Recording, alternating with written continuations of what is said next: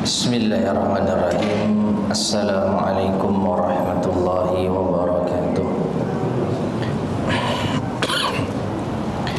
Innal hamdalillah nahmaduhu wa nasta'inuhu wa nastaghfiruh wa na'udzu billahi min shururi anfusina wa min sayyiati a'malina. Man yahdihillahu fala mudilla lahu wa man yudlil fala hadiya lahu. وأشهد أن لا إله إلا الله وحده لا شريك له وأشهد أن محمدا عبده ورسوله اللهم صل وسلم وبارك على نبينا محمد وعلى آله وأصحابه ومن تبعهم بإحسان إلى يوم الدين أما بعد معاشر المسلمين rahimani wa rahimakumullah. Alhamdulillah, pada malam hari ini kita bisa melanjutkan kembali kajian kita membahas kitab Ahadithul Akhlaq yang disusun oleh Fadilatul Syekh Abdul Razak Ibn Abdul Muhsin Al-Abbad Al-Badr hafizahumullah ta'ala. Masih pada pembahasan bagian yang ke-13, Islahu Zatil Bain, memperbaiki hubungan orang yang berselisih, sampai pada hadis Abu Hurairah radhiyallahu taala anhu.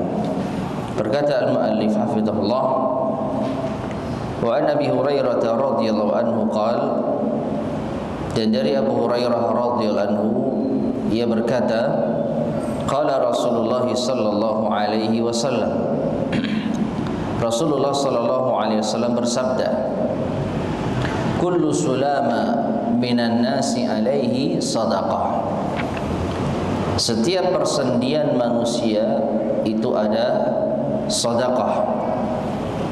Kulla yaumin tadlu fihi syamsu ta'dilu bainal itsnaini sadaqah, setiap hari di mana matahari terbit lalu engkau berbuat adil di antara dua orang, ada sedekah.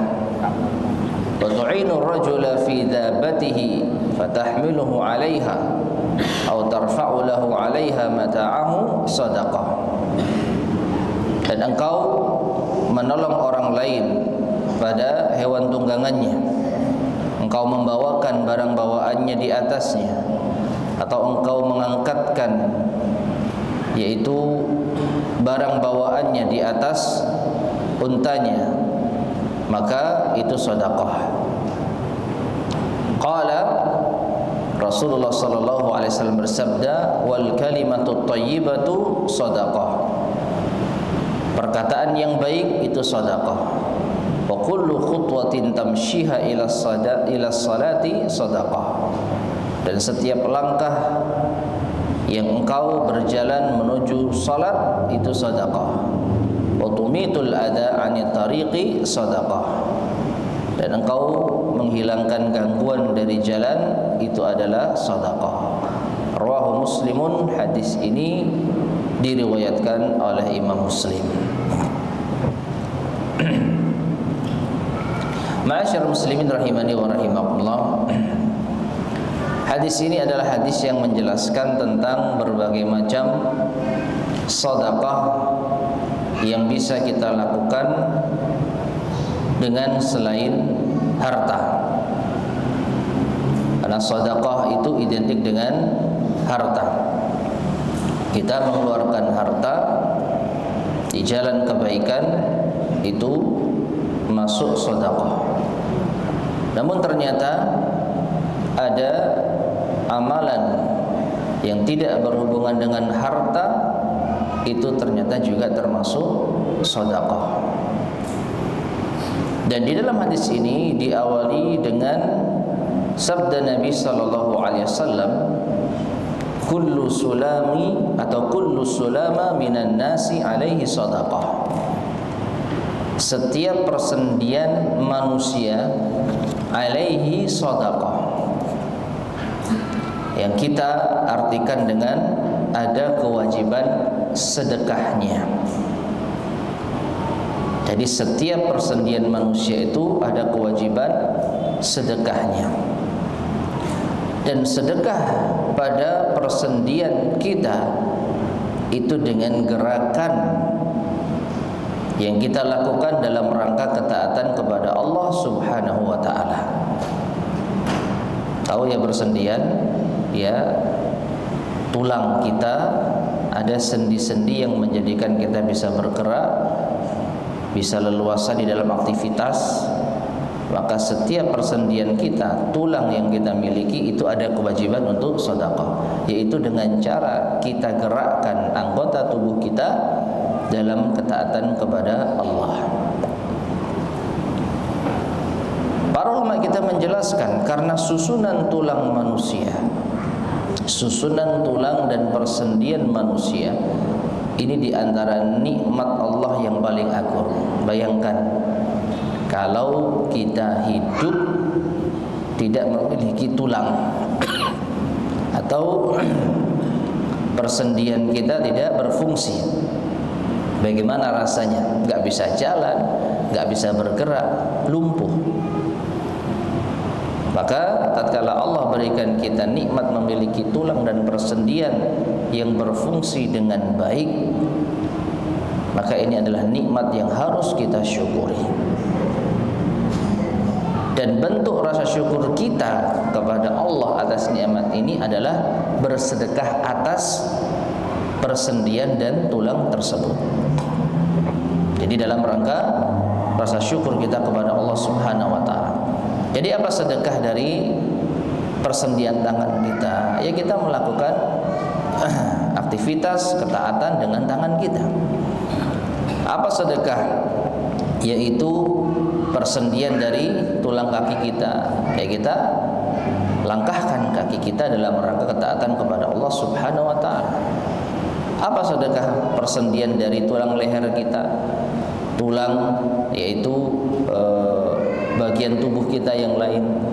Maka dengan cara kita gerakkan dalam rangka ketaatan kepada Allah Subhanahu wa taala. Nah, ini awal hadis yang menunjukkan tentang kewajiban sedekah atas persendian tulang kita.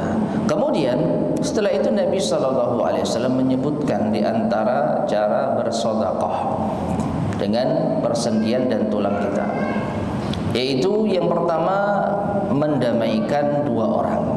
Kulla yaumin tatlu'u fihi syamsu ta'dilu bainal itsnain. Dan ini sekaligus menjadi poin utama pembahasan kita, yang menjadi syahid di dalam hadis ini tentang pembahasan kita. Setiap hari tatkala terbitnya matahari, lalu engkau berbuat adil di antara dua orang. Engkau bersikap objektif antara dua orang yang sedang berselisih, maka di situ ada nilai sedekah. Ya, upaya kita di dalam mendamaikan dua orang yang sedang berselisih itu dinilai sedekah. Demikian pula menolong orang untuk naik di atas kendaraannya, itu juga sedekah. Menolong orang untuk membawakan barang bawaan di atas kendaraannya, itu juga sedekah. Berbicara yang baik itu juga sedekah. Melangkahkan kaki ke tempat salat itu juga sedekah. Bahkan menyingkirkan gangguan dari jalan itu juga sedekah. Jadi banyak sedekah yang bisa kita amalkan tanpa harus mengeluarkan apa? Harta. Baik, sekarang kita baca penjelasan dari al-muallif Syekh Abdul Razak hafizahullah taala. Qauluhu, sabda Nabi sallallahu alaihi wasallam, ta'dilu bainal itsnain. Engkau berbuat adil di antara dua orang, ay mutahakimaini au mutakhasimain. Dua orang yang sedang butuh suatu ketetapan hukum. Ya, dua orang yang sedang mengadukan permasalahan hukum, atau dua orang yang sedang berselisih, au mutahajirain, atau dua orang yang sedang saling menghajar. Mereka saling tidak bertegur sapa. Ya, sedaqatun, maka itu adalah sedekah. Ai alaihima liwiqayatihima mimma yatarattabu 'alal khisam. Itu seakan-akan engkau bersedekah pada mereka berdua, karena engkau telah menjaga mereka berdua dari apa yang mengakibatkan permusuhan min atharin qabihah, berupa pengaruh yang buruk, wa awaqiba wakhimah, dan akibat yang jelek. Ya. Nah, ini sisi pendalilan dari hadis ini terkait dengan bab kita, keutamaan memperbaiki hubungan dua orang yang sedang bermusuhan, dua orang yang sedang berselisih. Maka seakan-akan kita telah bersedekah kepada mereka berdua. Sisi mana? Dari sisi kalau mereka berdua tetap berselisih, maka akan terjadi permusuhan, akan terjadi yaitu pertengkaran, ada pengaruh buruk. Tapi tatkala kita berusaha memperbaiki hubungan mereka berdua, yang pada akhirnya dengan izin Allah mereka menjadi baikan, maka banyak kebaikan yang akan mereka dapatkan. Mereka terhindar dari keburukan dan sebaliknya mereka mendapatkan kebaikan. Nah, ini sedekahnya. Ya, menjadikan orang lain menjadi baik itu adalah sedekah. Nah, jadi ma'asyar muslimin rahimani wa rahimakumullah, upaya kita dalam mendamaikan dua orang yang sedang berselisih itu jangan dianggap remeh. Karena ini diantara bentuk sedekah yang bisa kita lakukan.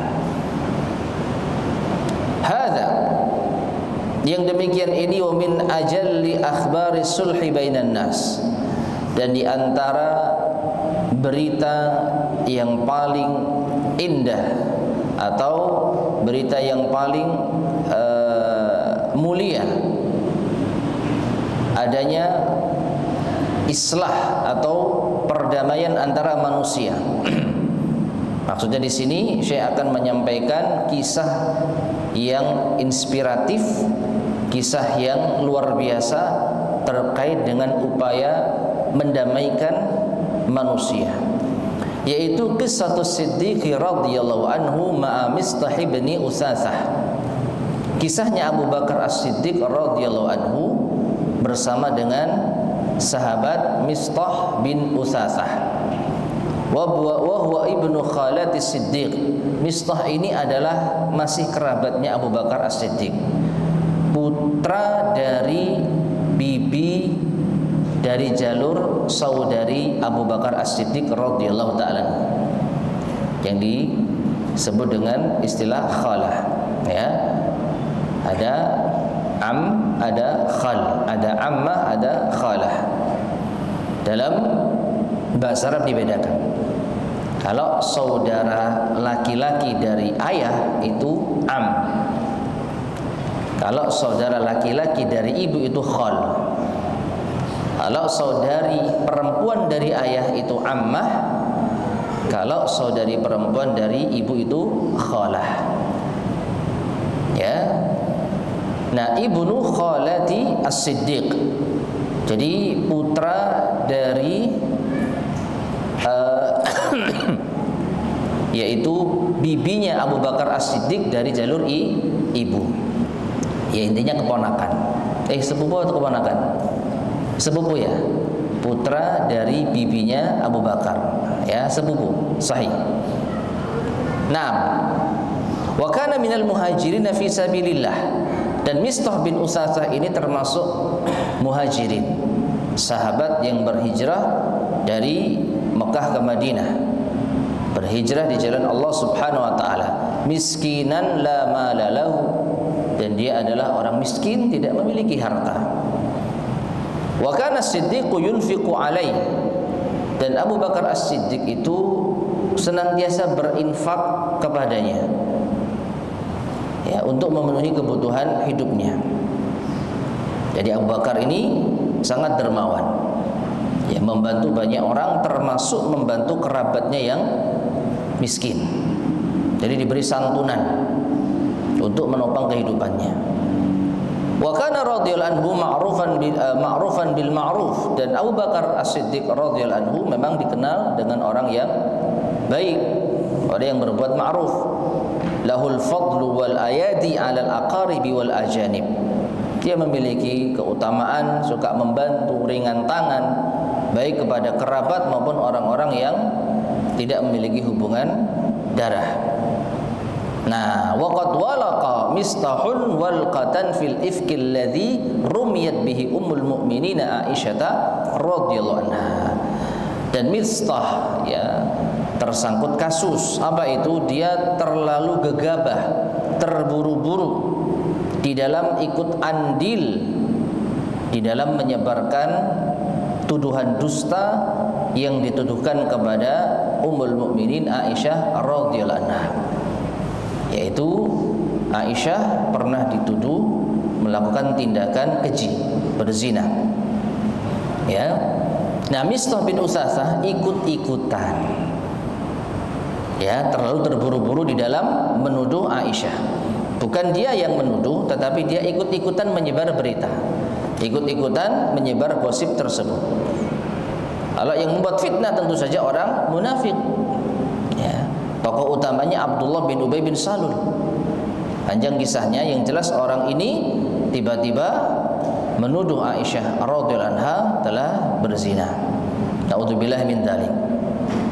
Nah, Mistah bin Usasah ikut-ikutan.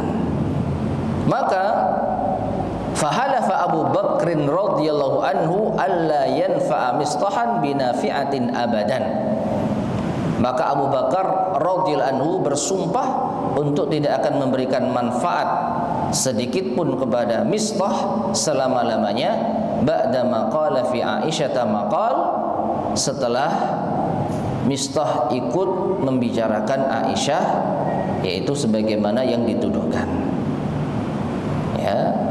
Jadi Abu Bakar bersumpah, wallahi la unfiqu ala Mistahin abadan ba'da maqala li Aisyah maqala. Demi Allah, aku tidak akan memberi infak kepada Mistah selama-lamanya setelah apa yang ia ucapkan terhadap Aisyah. Dan ini manusiawi. Ya, orang sudah dibantu hidupnya kok malah menuduh putri dari yang membantu dengan keji. Ya, orang sudah dibantu tetapi membalas air susu dengan apa? Air tuba. Maka sangat manusiawi Abu Bakar mencabut bantuannya selama-lamanya kepada Mistah bin Usasah setelah peristiwa tersebut. Nah, famanil ladzi tawalla sulha bainahuma, lalu siapa yang berusaha mengupayakan perdamaian antara keduanya, antara Abu Bakar dan Mistah bin Usasah.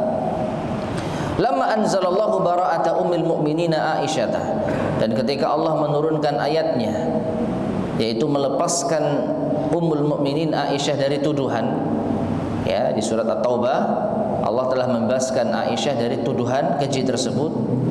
Wa tabatin nufusul mu'minatu, dan jiwa orang-orang yang beriman tenang, lega. Ternyata Aisyah tidak seperti yang dituduhkan. Wastaqarrat, dan sudah menetap di dalam jiwa kaum muslimin bahwa Aisyah bukanlah seorang yang keji. Wa taballahu 'ala man kana takallama minal mu'minina fi dzalik, dan Allah juga telah menerima taubat dari orang-orang beriman yang ikut membicarakan hal tersebut. Bahkan wa uqimal haddu 'ala man uqima alaihi, ya, telah ditegakkan hukum had. Orang yang ikut menuduh ya dicambuk, ya. Jadi mereka sudah dihukum dengan hukuman yang pantas. Syara Allah tabaraka wa taala, maka Allah tabaraka wa taala ya bersegera, walahul fadlu wal minnah, dan baginya lah segala karunia dan keutamaan. Ya'tifu siddiqa ala qaribihi wa nasibihi Mistahin. Ya, Allah segera untuk mengupayakan agar Abu Bakar As-Siddiq mengasihani kerabatnya tersebut yang memiliki hubungan nasab dengan dirinya, yaitu Mistah. Fa innahu taballahu alaihi minha, karena sesungguhnya Allah telah menerima taubatnya. Wa duribal haddu alaiha, dan dia juga sudah dihukum dengan hukum had, ya. Fa anzalallahu subhanahu qaulah, maka Allah taala menurunkan firman-Nya, ya. Allah menurunkan firman-Nya. Allah berfirman, ولا يأتل أولو الفضل منكم والسعة أن يؤتوا أولي القربى والمساكين والمهاجرين في سبيل الله وليعفوا وليصفحوا ألا تحبون أن يغفر الله لكم والله غفور رحيم.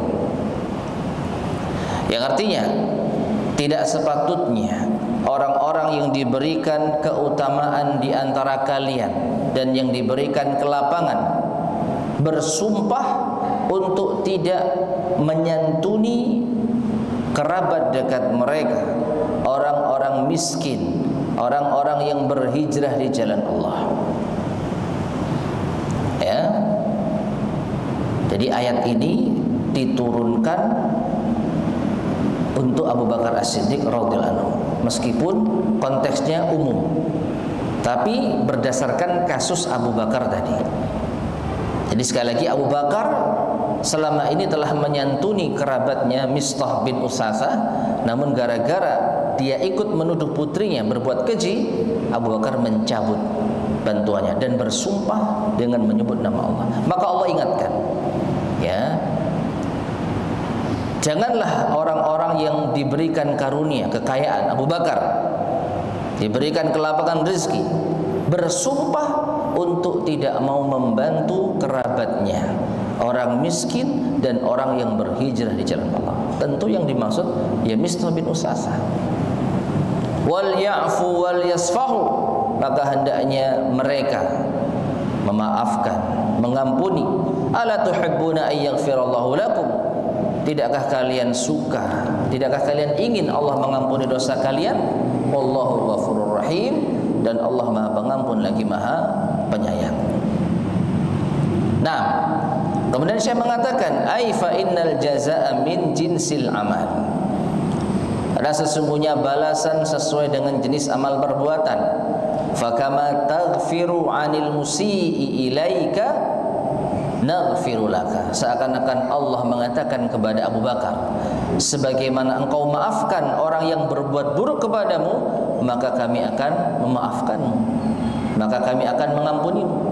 Kama tasfahu nasfahu anka, sebagaimana engkau memaafkan, maka kami akan maafkan dirimu. Fa inda dzalika qala Siddiq, bala wallahi inni uhibbu ya rabbana an taghfir lana. Maka saat itu Abu Bakar As-Siddiq ya berkata, demi Allah ya, sesungguhnya aku ingin wahai Tuhan kami agar engkau mengampuni dosa-dosa kami. Ya, summa raja ila mistahin ma kana yasiluhu minan nafaqah. Kemudian Abu Bakar kembali untuk memberikan nafkah santunan kepada Mistah sebagaimana sebelumnya. Dia sambung lagi hubungan kekerabatan dengan membantunya setelah sebelumnya bersumpah tidak mau membantunya. Waqal, Abu Bakar berkata, wallahi la anzi'uha minhu abada. Demi Allah, aku tidak akan mencabut bantuanku kepadanya selama-lamanya. Ya, padahal sebelumnya dia bersumpah tidak akan menyantuni lagi selama-lamanya. Namun dengan teguran dari Allah ini, Abu Bakar rujuk. Abu Bakar kembali menyantuni saudaranya tersebut, bahkan bersumpah dengan menyebut nama Allah Subhanahu wa taala. Hadis ini masyaallah muslimin rahimani wa rahimakumullah, banyak dibawakan oleh para ulama di dalam bab keutamaan memaafkan. Keutamaan memaafkan. Jadi kisah memaafkan yang sangat indah yang pernah terjadi di kalangan para sahabat adalah kisah ini. Dan siapa di antara kita yang mungkin bisa melakukannya? Coba bayangkan, kita membantu orang tiap hari, lalu orang itu berbuat buruk kepada keluarga kita. Maka sangat manusiawi kalau kita menstop bantuan kita. Sudah, kita nggak akan mau berurusan dengan dia lagi. Itu hal yang manusiawi, ya. Dan ini pernah terjadi pada Abu Bakar As-Siddiq radhiyallahu taala. Ya. Namun Allah Subhanahu wa taala mengingatkan. Dan Abu Bakar As-Siddiq segera sadar atas kesalahannya. Dia meralat ucapannya dahulu. Ya. Jadi dia bersumpah tidak akan mencabut bantuan itu selama-lamanya lagi. Artinya Abu Bakar sudah memaafkan Mistah bin Utsasah fi muqabalati qaulihil awal. Ini sebagai koreksi atas ucapan yang pertama, ralat atas ucapan yang pertama. Yang dia bersumpah wallahi la anfa'uhu nabi nafi'atin abadan radhiyallahu anhu warda. Ya, dulu dia mengatakan demi Allah aku tidak akan memberikan manfaat kepadanya selamanya. Namun setelah Allah tegur dengan ayat ini, ya Abu Bakar meralat ucapannya dan bersumpah justru tidak akan mencabut lagi selama-lamanya. Wahya qissatun azimatun, maka ini adalah kisah yang agung. Jadiratun antun syar, yang patut untuk disebarkan. Wala siyama bainal mutakhasimain, terlebih bagi dua orang yang sedang berselisih. Fa innalaha waqa'an kabiran, karena kisah ini memiliki manfaat yang besar, wa ta'tsiran balighan, pengaruh yang besar fil islah, di dalam memperbaiki. Ya. Jadi ma'asyar muslimin rahimani wa rahimakumullah, kalau kita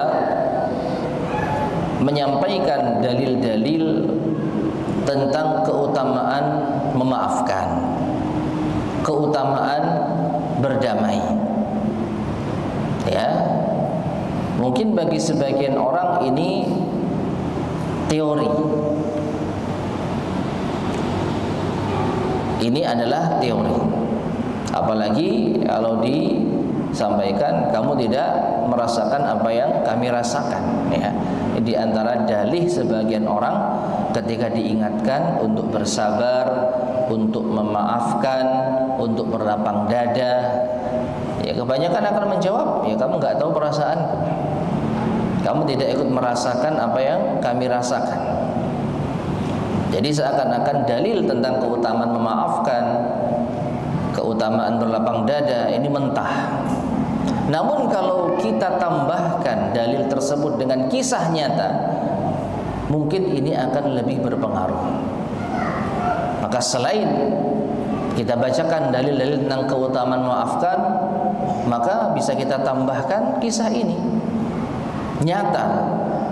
Seorang manusia yang bukan nabi, bukan rasul, bisa memiliki jiwa yang sangat lapang dada, bisa memiliki jiwa yang besar, ya, atas apa yang pernah ia alami terhadap keluarganya, ya. Keluarganya sedang dikoyak kehormatannya, dan yang mengoyak itu adalah orang yang dia santuni selama ini. Maka emosi seketika mengatakan tidak akan aku bantu lagi demi Allah. Namun setelah Allah ingatkan, ya, apalagi di akhir ayat Allah menjanjikan apa? Ampunan. Ala tuhibbuna ay yaghfirallahu lakum, tidakkah kalian ingin diampuni Allah? Mau enggak dapat ampunan Allah? Ya. Maka para ulama menjelaskan Abu Bakar lebih memilih ampunan Allah daripada sentimen pribadi, ya, daripada sentimen pribadi. Nah, inilah keutamaan para sahabat radhiyallahu ta'ala, bergegas untuk memenuhi yaitu panggilan dari Allah Subhanahu wa taala. Maka kisah ini layak untuk kita sebar ketika ada orang yang bermusuhan. Coba, ini Abu Bakar As-Siddiq, ya, diganggu kehormatan keluarganya, dan dia membantu orang yang mengganggu kehormatan keluarganya. Lalu setelah diingatkan oleh Allah, dia rujuk, ya, dia kembali mau membantunya, memaafkan. Nah ini. Nah kemudian di sini pertanyaannya tadi kan, siapa yang berupaya untuk mengislahkan antara Abu Bakar dan Mistah? Fa innal ladzi tawalla sulha fiha huwa rabbul alamin subhanah. Maka sesungguhnya yang berusaha untuk memperbaiki, mendamaikan dalam kisah ini adalah Rabbul Alamin, Allah Subhanahu wa taala. Ya, jadi Allah sendiri yang yaitu mengharap atau menginginkan, Allah yang menunjukkan Abu Bakar agar menjadi orang yang pemaaf. Dan Abu Bakar menyambut seruan Allah Subhanahu wa taala. Kemudian wali nabiyinal karim qasasun katsiratun azimatun fi hadzal bab. Dan Nabi kita yang mulia sendiri memiliki kisah yang banyak yang agung di dalam bab ini. Taib ma'asyar muslimin rahimani wa rahimakumullah. Ya, sebelum kita bacakan kisah dari Nabi SAW, bagaimana upaya beliau di dalam mengislah, ya, memperbaiki hubungan orang yang sedang berselisih, maka sekali lagi di sini kisah Abu Bakar kisah yang luar biasa. Hendaknya kita jadikan sebagai suri tauladan. Ketika kita memiliki permasalahan dengan orang, lalu sulit rasanya memaafkan, maka kita ingat ya kisah ini. Kita ingat teguran dari Allah Subhanahu wa taala atas Abu Bakar dan bersegeranya Abu Bakar di dalam menyambut seruan Allah Subhanahu wa taala. Ya. Nah, sekarang kita beralih pada kisah Nabi sallallahu alaihi wasallam di dalam upaya mendamaikan orang yang sedang berselisih.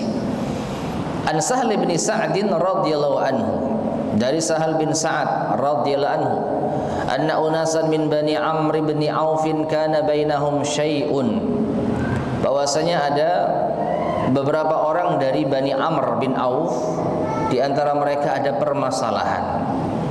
Fa kharaja ilaihimun nabiyyu sallallahu alaihi wasallam fi unasin min ashabihi yuslihu bainahum. Maka Nabi sallallahu alaihi wasallam berupaya untuk memperbaiki hubungan mereka, ya, mereka para sahabat. Ya, jadi ada di kalangan sahabat dari kabilah Bani Amr bin Auf yang sedang ada permasalahan, lalu Nabi berupaya untuk mendamaikan mereka. Fahadaratis salatu wa lam ya'tin Nabi sallallahu alaihi wasallam. Ketika waktu salat tiba, Nabi sallallahu alaihi wasallam tidak datang karena urusan tadi. Faja'a Bilalun, maka datang Bilal, fa'adzana Bilalun bis salati wa lam ya'tin Nabi sallallahu alaihi wasallam. Bilal mengumandangkan azan untuk salat, namun Nabi sallallahu alaihi wasallam belum juga datang. Faja'a ila Abi Bakrin faqal, lalu Bilal mendatangi Abu Bakar dan berkata, inna Nabiyya sallallahu alaihi wasallam hubisa, sesungguhnya Nabi sallallahu alaihi wasallam sedang tertahan dalam suatu urusan. Waqad hadaratis shalah, dan waktu salat telah tiba. Fahallaka anta umman nas, maka apakah engkau mau menjadi imam salat?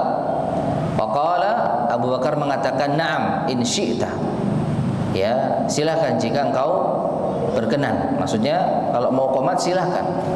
Abu Bakar yang akan menjadi imam. Fa aqama as-salata fataqaddama Abu Bakrin, maka Bilal mengumandangkan iqamah, lalu Abu Bakar maju menjadi imam. Summa ja'a an-nabiy sallallahu alaihi wasallam yamshi fi sufuf, kemudian datang Nabi sallallahu alaihi wasallam masuk di celah-celah shaf, hatta qama fi shaffil awal, hingga beliau sampai di shaf terdepan. Fa akhadha an-nasu bitasfihi hatta aktsaru, lalu manusia, ya, jamaah para makmum bertepuk tangan. Maksudnya bukan sorak, ya, tapi mengingatkan imamnya Abu Bakar kalau ada Nabi, maksudnya begitu. Hingga riuh, ya, suasana salat itu riuh, orang-orang pada bertepuk tangan. Wa kana Abu Bakrin la yakadu yaltafitu fi shalah, dan Abu Bakar As-Siddiq hampir saja tidak menoleh, ya, ketika salat tersebut. Faltafata, namun pada akhirnya ia menoleh. Fa idza huwa bin Nabi sallallahu alaihi wasallam wara'ah, ternyata Nabi sallallahu alaihi wasallam sudah ada di belakangnya. Fa asyara ilaihi biyadihi, maka Nabi mengisyaratkan dengan tangannya, maksudnya Abu Bakar tetap jadi imam, tapi berisyarat karena enggak boleh bicara saat salat. Nabi berisyarat dengan tangannya. Fa amarahu an yusalliya kamahu, seakan-akan memerintahkan untuk tetap salat seperti ini, tetap menjadi imam. Farafa Abu Bakrin yadahu fahamidallah wa asna alaih, summa raja'al qahqara wa ra'ahu hatta dakhala fis shaf. Maka Abu Bakar mengangkat kedua tangannya kemudian memuji Allah, yaitu saat apa? I'tidal, saat i'tidal. Jadi setelah ruku i'tidal, sami Allahu liman hamidah, sembari berjalan dengan pelan ke belakang, mundur pelan-pelan, hingga akhirnya Abu Bakar bisa menyelinap di shaf pertama. Ya, pokoknya Abu Bakar mundur sampai bisa masuk di shaf pertama. Akhirnya wa taqaddama an-nabiy sallallahu alaihi wasallam fa shalla bin nas. Nabi sallallahu alaihi wasallam pun akhirnya maju dan menjadi imam jamaah. Falamma faragha aqbala 'ala an-nasi faqal. Setelah selesai salat, maka beliau menghadap ke para jamaah dan berkata, "Ya ayuhan nas, wahai manusia, idza nabakum syai'un fi salatikum, aqadtum bit tasfih." Apakah jika ada sesuatu yang salah di dalam salat kalian, kalian melakukan tepuk tangan? Innamat tasfihu lin nisa. Sesungguhnya mengoreksi kesalahan di saat salat dengan tepuk tangan itu untuk siapa? Wanita. Ini untuk wanita. Ya. Jadi kalau ada kesalahan di dalam salat oleh imam, maka para wanita melakukan tepuk tangan. Man nabahu syai'un fi salatihi falyaqul. Adapun laki-laki yang menjumpai suatu kesalahan di salatnya, yaitu di salat berjamaahnya, falyaqul, maka hendaknya ia mengucapkan subhanallah. Ya, subhanallah. Fa innahu la yasma'uhu ahadun illa altafata. Karena sesungguhnya tidaklah seorang pun yang mendengar ucapan subhanallah, ia akan menolehnya. Kemudian Nabi mengatakan, "Ya Abu Bakrin, ma mana'aka hina asyartu ilaika lam tusalli bin nas." Wahai Abu Bakar, apa yang mencegahmu ketika aku mengisyaratkan untukmu untuk tetap menjadi imam? Kenapa kamu enggak tetap jadi imam saja? Faqal, maka Abu Bakar berkata, "Maka yambaghi li ibni Abi Quhafah an yusalliya baina yadayin Nabi sallallahu alaihi wasallam." Tidak pantas bagi seorang Ibnu Abi Quhafah, yaitu Abu Bakar, untuk menjadi imam salat sedangkan ada Nabi sallallahu alaihi wasallam. Muttafaqun alaih. Hadis ini disepakati kesahihannya oleh Bukhari dan Muslim. Ma'asyiral muslimin rahimani wa rahimakumullah. Hadis ini kalau kita perhatikan sebenarnya tema pembahasan yang cukup penting itu dalam masalah sholat berjamaah, ya, sholat berjamaah. Jadi Nabi terlambat datang, kemudian Abu Bakar yang jadi imam. Di tengah-tengah sholat Nabi datang, ya.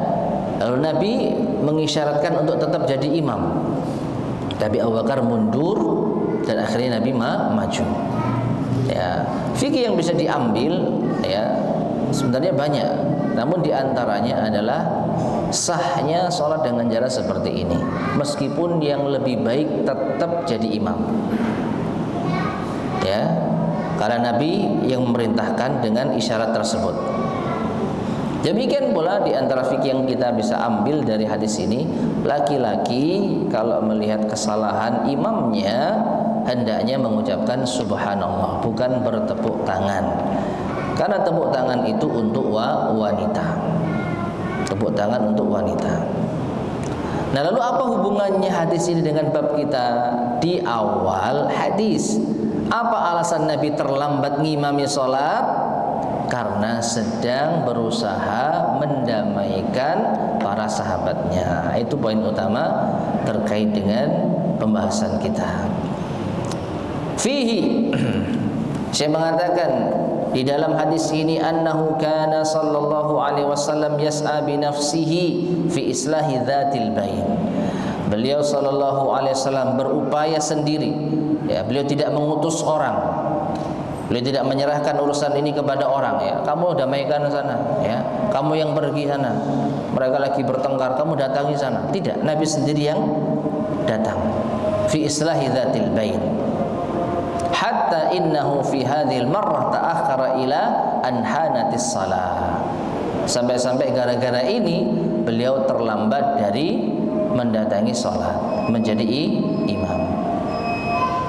Taib sudah masuk waktu Isya, bisa azan terlebih dahulu, lalu kita lanjutkan insyaallah. Bismillahirrahmanirrahim. Ma'asyar muslimin rahimani wa rahimakumullah. Kemudian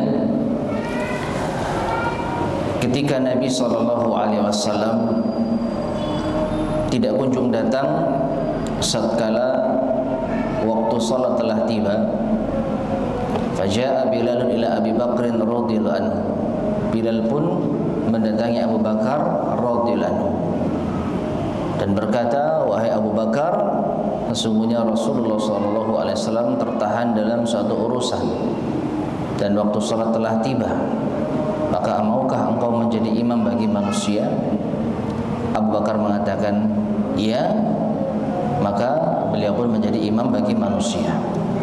Wa fi riwayatin li Abi Dawud, dan dalam riwayat Abu Dawud, ya, fa'atahum liyusliha bainahum ba'da dzuhur. Jadi Nabi SAW mendatangi suatu kaum untuk mendamaikan antar mereka itu setelah sholat zuhur. Perhatikan, ya, waktu yang cukup panjang yang telah dihabiskan Nabi SAW untuk menyelesaikan urusan umatnya. Habis zuhur, Nabi mendatangi kaum tersebut lalu mengupayakan perdamaian antara mereka. Faqala li Bilalin, dan beliau sempat berpesan kepada Bilal, in hadarat salatul asri wa lam atik famur Abu Bakrin falyusalli bin nas. Ternyata dalam riwayat Abu Daud ada faedah ini. Apa itu? Nabi SAW sebelum pergi ke kaum tersebut, beliau berpesan kepada Bilal, kalau salat asar tiba dan aku belum datang, maka perintahkan Abu Bakar untuk menjadi imam. Ya, dan ini sekaligus sebuah isyarat dari Nabi SAW bahwa kepemimpinan setelah meninggalnya Nabi SAW itu dialihkan ke Abu Bakar. Ya, banyak isyarat lah, banyak isyarat dari Nabi SAW bahwa kepemimpinan sepeninggal Nabi SAW itu diserahkan kepada Abu Bakar. Di antaranya hadis ini, ya. Jadi Nabi berpesan, kalau saya belum datang salat asar nanti, ya, jadikan Abu Bakar sebagai imam. Falamma hadaratil asru azana Bilalun thumma aqam thumma amara Abu Bakrin fataqaddam. Ya, maka ketika waktu asar tiba, Bilal mengumandangkan azan, kemudian iqamah, kemudian Abu Bakarlah yang menjadi imam. Baik, tentang masalah fikih salat dan semisalnya yang sudah kita bahas tadi, insyaallah cukup ya, karena kita tidak sedang membahas fikih terlalu dalam. Namun yang menjadi poin utama pembahasan kita, bagaimana upaya Nabi SAW untuk mendamaikan para sahabatnya. Ya, bahkan dalam waktu yang tidak pendek, antara sholat zuhur sampai sholat asar, kira-kira apa yang diomongkan? Ya,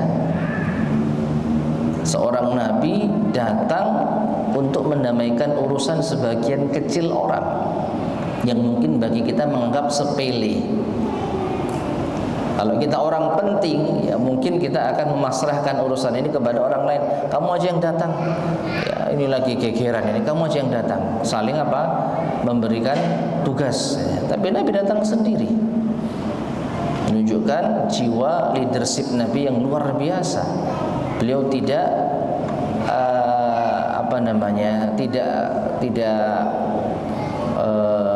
apa istilahnya ya, beliau intinya mau ya belani bahasa Jawanya. Beliau tidak merasa ini urusan kecil, harusnya orang lain yang menyelesaikan cukup. Tapi beliau yang turun tangan. Bagaimana usaha beliau untuk memperbaiki hubungan sama para sahabat. Dan itu di waktu siang hari. Ya, di waktu siang hari. Bahkan beliau memprediksikan kayaknya lama. Kenapa? Karena beliau mengatakan kalau asar tiba saya belum datang, nanti yang jadi imam Abu Bakar. Ya. Padahal kalau kita pikirkan beliau butuh istirahat. Harusnya waktu siang bisa untuk istirahat, tapi ada urusan umat yang beliau harus selesaikan. Jadi luar biasa ya Nabi kita Muhammad SAW, seorang yang pemimpin yang menjadi suri tauladan yang luar biasa. Jadi tidak ada yang remeh dalam urusan umat bagi Nabi SAW. Ya, sehingga beliau sendiri yang turun langsung. Nah, jadi ma'asyar muslimin rahimani wa rahimakumullah, ini di antara hadis yang menunjukkan upaya Nabi di dalam mendamaikan yaitu para sahabatnya yang sedang berselisih. Insyaallah akan kita lanjutkan pada kesempatan berikutnya tentang kisah yang lain biidznillah subhanahu wa taala. Taib, kita cukupkan kajian kita di malam hari ini, mudah-mudahan bermanfaat. Kurang lebihnya saya mohon maaf. Sebelum kita akhiri, mungkin ada yang disampaikan. Tafadhol, silakan.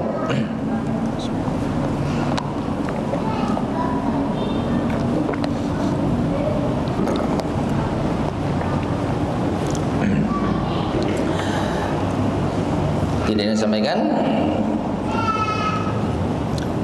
Baik, jika demikian kita cukupkan. Kurang lebihnya saya mohon maaf. Kita akhiri. Subhanakallahumma bihamdika asyhadu an la ilaha illa anta astaghfiruka wa atubu ilaik. Walhamdulillahirabbil alamin. Wassalamualaikum warahmatullahi wabarakatuh.